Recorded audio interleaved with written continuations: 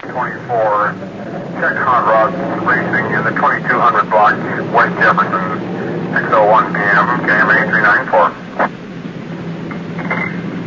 56-1 reporting in service, starting mileage 9872, 9872. 1 to 5610-4, mileage 9872, 6:02 p.m., unit 56 in service on the night watch. This is Don Reed, a police recorder. At the moment, you're riding in Detective Unit 56. And that was Sergeant Ron Perkins reporting us in service on the night watch. While you're with us tonight, just remember, I'm recording this as it happens. And the people you meet are not actors. You see, this is it. This is real. This is Night Watch.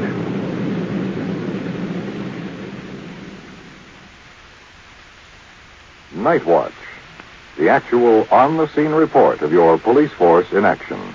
There are no actors. There is no script. Every voice, every sound is authentic. The investigations are recorded as they actually occur. Night Watch, presented with the cooperation of the Police Department of Culver City, California, W.N. Hildebrand, Chief. We switch you now to Detective Unit 56, somewhere in the field, and to police recorder Don Reed. We've been cruising along one of the main highways here, Sepulveda, and just a split second ago, we passed one of our traffic units that has a car stopped with quite a crowd of people around it. The officers flashed their lights at us, indicating they wanted to talk to us, so right at the moment we're in the process of trying to turn around and get through this traffic and head back. Now, look over the shoulder. Now we got a clear shot. And here's a quick look now. We have several young people gathered around an old-make car.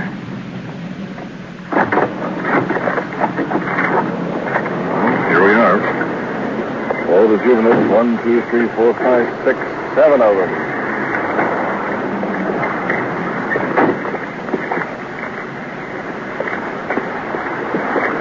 Officer Paul Good coming over to give us the lowdown. There's a 14-year-old boy driving the car. The girl's in the back seat, and he's so intoxicated it's not funny. Had a bottle of wine laying on the back floor, about half consumed. Who are all the kids? Who they belong to? Down the housing project, a couple of them are niece and nephews of his. The other are just neighbor kids. Elderly man getting out of the car, walking away, staggering. Traffic, right, if you don't get hit. Step over here. Who are all the kids? Any relatives of yours? Got my nieces and nephews. Who was driving the car? My nephew. Do you have a driver's license? No. Is this your car? Yes, it is. How much have you had to drink tonight? About 2 beers. About 2. You think you're in a proper condition to be with these teenage boys and girls, letting a 14-year-old boy drive that has no driver's license? Yes, sir. You think you are? You can't even walk a straight line. You can't even stand up without swaying. I imagine it could. Let me see you stand up and let go of the car here. Stand aside, away from the car. Put your feet together. Put your feet together. That's great. You're waving right now. Let's talk to the uniformed officers. You want me to get another unit down here and we can take these kids home? Yeah. They all live around here? They all live in the house, right?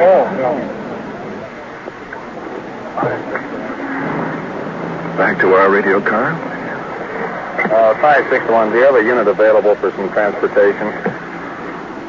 56, Roger. 5-6, would you have the unit meet us on Sepulveda, right opposite the drive-in theater?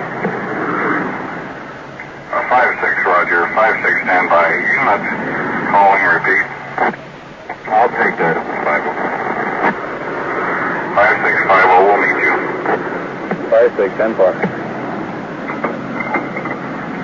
The young boy driving the car. How old are you, son? 14. 14? Yeah. You have a driver's license? No, sir. How come you're driving the car? Huh? How come you're driving the car? Yeah, I can drive the car. How long you been driving the car? About 2 weeks. About 2 weeks? Yeah. How many times have you actually been behind the wheel of a car driving it?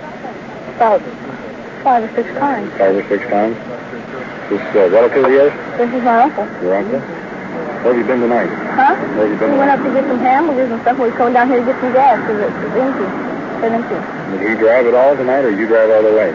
No, he drove a little bit. How much has he had to drink? I don't know how much he's had to drink. Did you see him drink anything? Yes, I saw him take one drink and that was all. What was he drinking? Wine. Wine? Yes, sir. Wine and beer. Subject out of the car again. Wheeling. Officer has him by the arm. Will you give us a chance to take the children on home? No, sir. We don't want them scattered all over the highway. You let him drive all the time? Yeah, he's a very good driver. Very good driver, but he has no driver's license. He's only 14 years old. People want to get spread out all over the highway and have ambulances coming down picking you up. It can happen. People don't value your life very much. Uniform car pulling up would provide transportation for our young friends. Like the juvenile, driving without driver's license. Book him. You want your car left here and locked up, or you want it impounded and towed in? No, sir. What you want to do? Let them take it on home. No, there's none of them going to drive it. They haven't, any of them got any driver's license. Well, we got our 7 juveniles. Pack them in the back of extra police car here.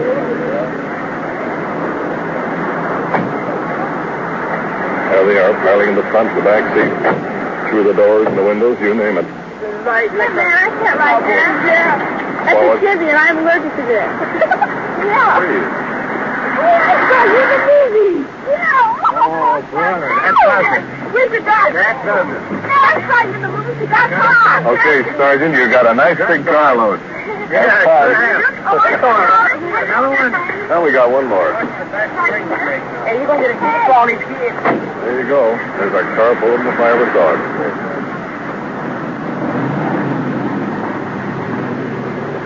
Hey, didn't that kid say you'd wreck somebody in the movies? Yeah. You do look like somebody in pictures. Forrest Carlow. Very funny. Come on, I'll buy you some coffee.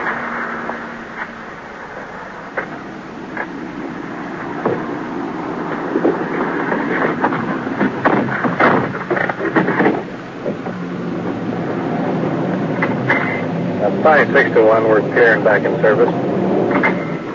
We're to 5-6, 10-4. 5-6, will you return to the station? Madlock and Southwick have a burglary suspect in the bureau. They request you assist in the investigation. 5-6, Roger. We're rolling. Be in a few minutes.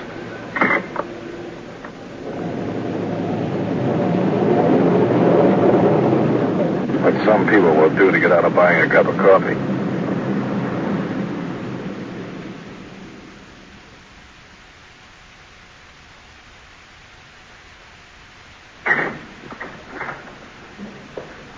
Hi, Perk. What's up? Oh, Southwick and Madlock are down to burglary detail. Said a young fellow came in a little while ago and wanted to cop out to some burglaries. Says his conscience is bothering him. Well, that's a new angle.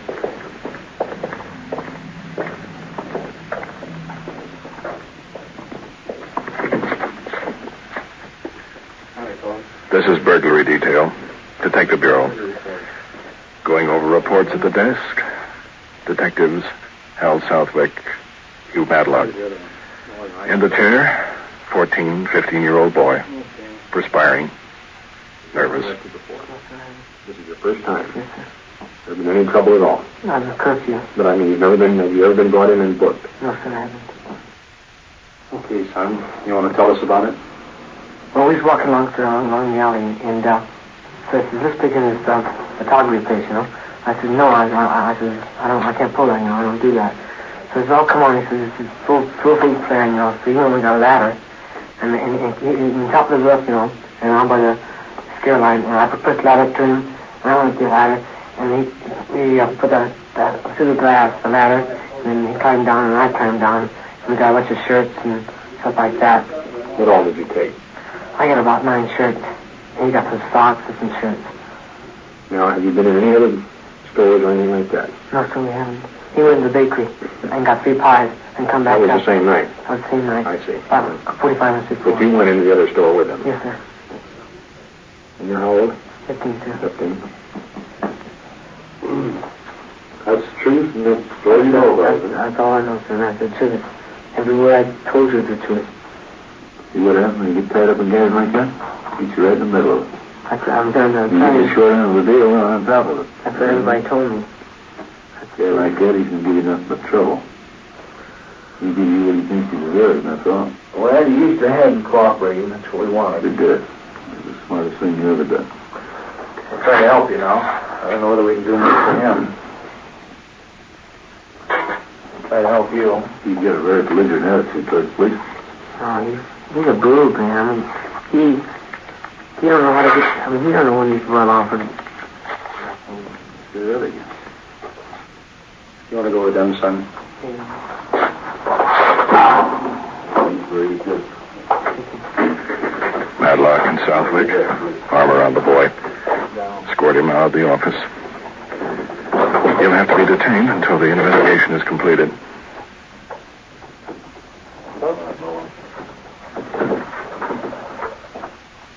That would be that clothing store down in Overland that was knocked over last week, wouldn't it? Yeah. Here's a picture of the second guy. Recognize him? Yeah. He did some time on burglary here recently, didn't he? That's our boy. Detective Bureau, Perkins. Say, Bert, if you know the second suspect, why don't you pick him up and bring him in for questioning? We got a tip just a few moments ago that he's in a pool hall with Maid and Venice. Okay. We'll go over to his house and shake it down, see if we can come up with an influence. All right, I'll pick him up and meet you here in about an hour. Bert, Yeah. you want Reed to go with us? Wait a minute. Why don't you go on over with Southwick and Madlock while they shake this fellow's house? Okay, you want to tell Rick I'll meet him in the garage in a couple of minutes? Yeah, he'll meet you in the car. I'll see you. I'll be back. Okay. Take care of yourself. You know, I worry about you. Yeah.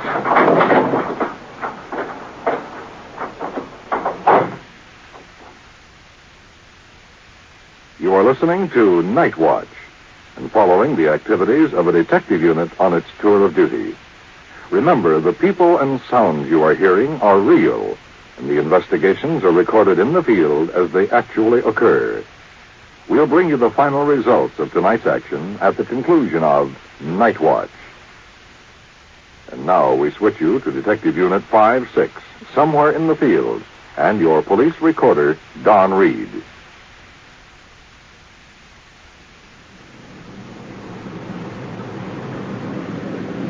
Perkins is in the other end of town picking up the second suspect. We're moving into the area of his home right now.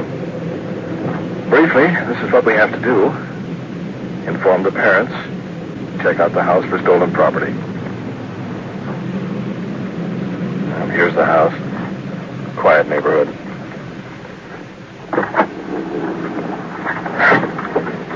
Up the walk. Someone's home. The light's on. Well, this house is familiar. We were here a few months ago to pick up this boy on the same charge. Burglary. I think I know why Perkins wanted to pick the boy up alone. After his first rap, they became pretty good friends. While he's in the other end of town doing that, we're checking out his house. Yes, come right on in. Mother of suspect. Small, petite, young. Detective Madlock. My name is Southwick. Father, house slippers, pipe, holder. I've had nothing but trouble with my son, that's what it is. Maybe you got more. You got a little more, I'm afraid.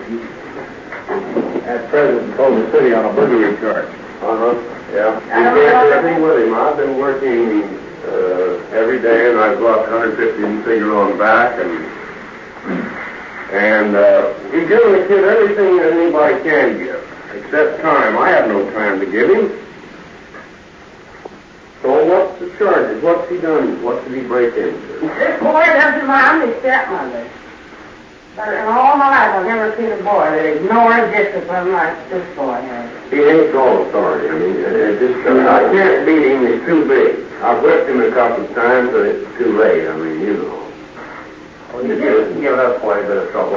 I knew that he was getting some money somewhere. I told him, I said, son, you either got to go to school or you want to get a job, and you can't, on $1 a week I give you for allowance, which you do nothing for. I said, you're getting to be a bum. And I said, I don't like bums. And you're just going to have to settle down now and make up your mind what to do. Well, they broke into a men's clothing store and a bakery shop over here, and they made 2 other attempts. Can we look at your room over? Yeah. I don't think it's very clean. Well, we don't care. We just want to see what's in there. We recovered half of the clothing. I didn't take care of himself and clean up his room and everything. We just gave up.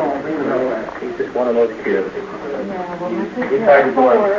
Moving into the young suspect's bedroom. You got the best dad in the world. Everybody. Everybody's trying to help him, but he's a kid that he's got a will to fail. He wants to fail. He just wants to be a failure, I guess. I don't know. What did you bring home? Well, we took about 30, 40 shirts. Oh, no. 4 shirts and these blue denims. Matlock digging in the closet. Similar. Well, I've bought him some of those. Here's one of the shirts in Yeah. Now, here's one of the shirts. We want you to look at this so you'll... Well, I believe you. I tell you, I know that he gets in trouble. That's one of the shirts. You recognize That's that shirt? brand new. I've never seen it. Absolutely never. Well, that is one of the shirts that was taken in the burglary. You can see the tag is still on it here. I told you. I knew it. Well, there's no use to cry. Father breaking down. Handkerchief. Tears. Boys are nothing but a source of trouble. Well, he just has to learn his lesson. He just... Yeah, but it's too very fast. Of course, I'm his stepmother and I can't feel like he does. He isn't my boy. And the way he talks to his dad, I thought the way I dislike him. He tells his dad to put on the gloves, he says, and I'll fight. He just has absolutely no respect. Sassy. And I don't like him, I'll be honest with you. We've talked to him so many times. Well, it's all right. Well, that's all right, sir. We understand. I mean, you're entirely my friend. He says, we're sorry we have to come and do this, but... Well, we understand. And You're doing it at the time the kid got straightened out. trouble, and we have had 100 different tips on him, but we haven't picked him up because we've just been waiting. Well, I'm glad you didn't catch him on dope. That's what he's picked up in West Los Angeles. He was high on something. They think it was barbiturates. I don't know. But, I mean, a 14-year-old kid, this is something out of my ken. I don't understand it. Well, honey, there's no excuse now. 14 or not, he knew he was doing wrong. He robbed him, that's We know that. I was in the hospital in an operation. I had some white painkillers, and they disappeared. Is that what this is? Well, that's the stuff he's been taking. Hey, you know that. Any type of Well, I had 25 benzodrine. Benzodrine that my doctor prescribed for me. I was working 12 hours a day at that time. That's 2 years ago. I put them up in the medicine. I took one of them. I didn't, it didn't appeal to me. I mean, I knew I was overdoing something. And so they were there, and they gone. I didn't think... Well, he certainly likes it. I don't know why. You see anything there looks like something might be hidden? Hey, I've never seen these before in my life. What? No, those are expensive Argyles. I don't know what they were right here, but I've never seen them before. Look, here's some more. Brown. What is it? Well, they're new socks on. I have several pairs of socks. Those are some of the socks. Gathering up the evidence. Socks. Shirts. Well, boys, it's in your hands now. I was hoping I didn't want it to be this bad, but I was hoping they'd pick him up and send him up to Norwalk for some psychiatric treatment. There's definitely something the matter with that kid's mind. You are a witness of the fact now that we... I found it. Yeah, Desert I saw you find it. Shirt. I agree with you. Medium size. I know he's up to something. I knew it when he was out.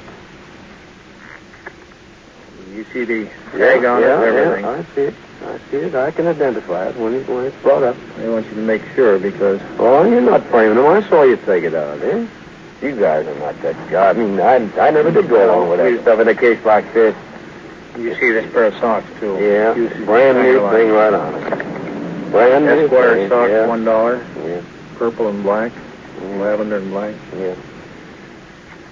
Well, we'll take that those proves back. he's in there. Well, is he in Culver City now? He's in Culver City now. I had him on a felony charge, so we're going to have to hold him. He's better off there than he is here. I'll be honest with you. Well, Thanks very much for your cooperation. Back to our car. Stolen property in his possession. Solid case against the boy. Old Perkins should have him in custody by now. Let's get back and talk to him.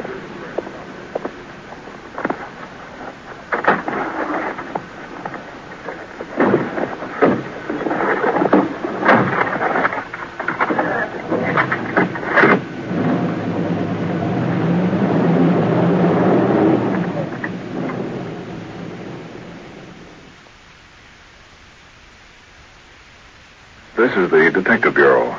Madlock and Southwick upstairs listening to the evidence. Officer escorting the young suspect into the office. Small. A little fuzz on his chin. Probably just started to shave. Ducktail haircut. Peg leg pants. Smiling. We met before.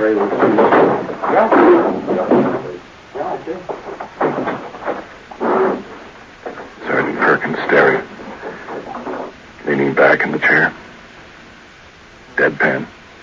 tell me about it. I didn't do it. Didn't do what? What they're trying to put on me. I bought them, and they won't even go over and try and Where did you check buy on it. At the factory clothing line. How many did you buy? I bought my pants and a shirt and about 3-4 pairs of socks. You're cold. You're dead. What? We've got you right smack between the eyes. There's no ands, ifs, or buts about it. I'm not kidding you. I know.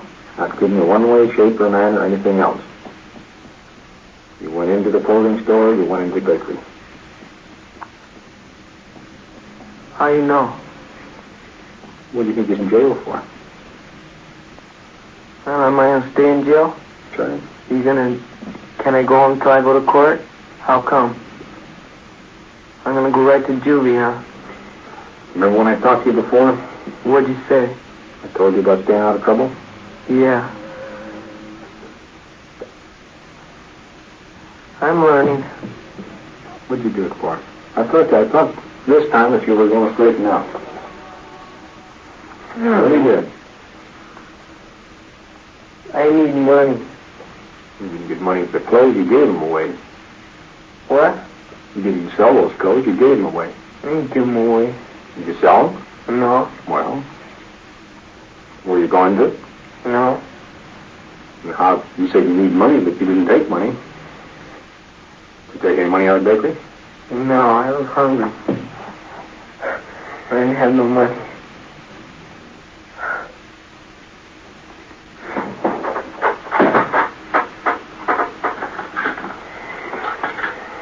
Why did you do it? I don't know. You knew what it meant. Can't say if you haven't had a break in the past. Yeah, I know. This is one time that I hate my job.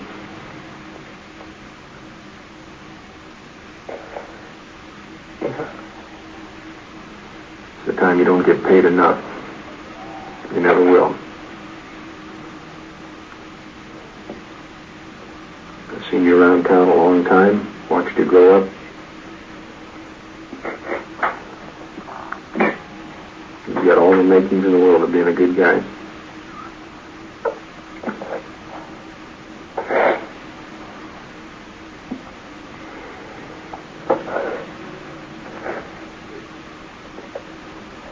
Sorry that I couldn't give you more time. Work with you longer and harder. It's only so many hours in a day and so many days in a week. There's so many kids to work with. You're the only person that ever tried to help me.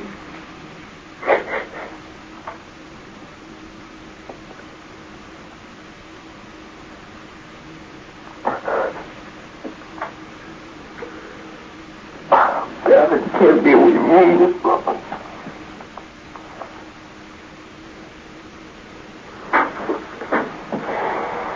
Put it up.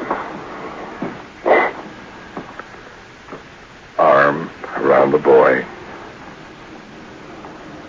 There's some bigger and tougher guys than you, crying out. What are you ashamed of?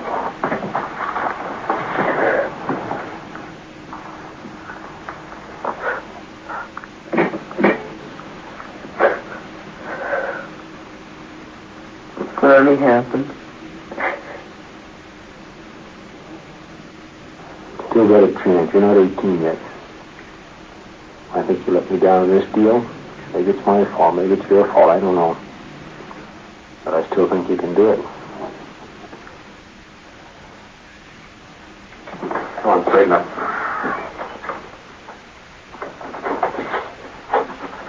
Now you want to take him back? Want to go with him, son? Take the best one, fellas.